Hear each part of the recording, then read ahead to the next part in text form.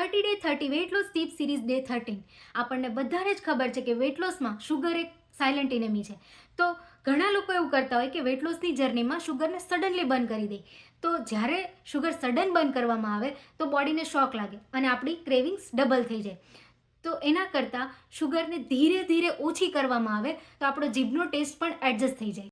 તો ઘણી બધી એવી અલગ અલગ રીત છે કે જેમાં તમે શુગરને ધીમે ધીમે ઓછું કરી શકો. જેમ કે ચા કોફી છે, એમાં શુગર જેટલી તમે લેતા હોય એના કરતાં થોડી અથવા તો અડધી નાખો. ત્યાર પછી શુગરી ડ્રિંક્સ લેતા હોય તો એની જગ્યાએ તમે કોકોનટ વોટર પી શકો. મીઠાઈ છે, મીઠાઈની તમને ક્રેવિંગ્સ થાય તો એની જગ્યાએ તમે ફ્રૂટ્સ ખાઈ શકો. તો આવી રીતે ધીમે ધીમે શુગરને તમે ઓછી કરી શકો. શુગર વેટ લોસમાં ક્યારેય બંધ ન કરવી, ધીમે ધીમે ઓછી કરવી. આનાથી શું થશે કે તમારા બોડીની અંદર ઇન્સ્યુલિન લેવલ સ્ટેબલ થશે અને ફેટ સ્ટોરેજ ઓછું થઈ જશે.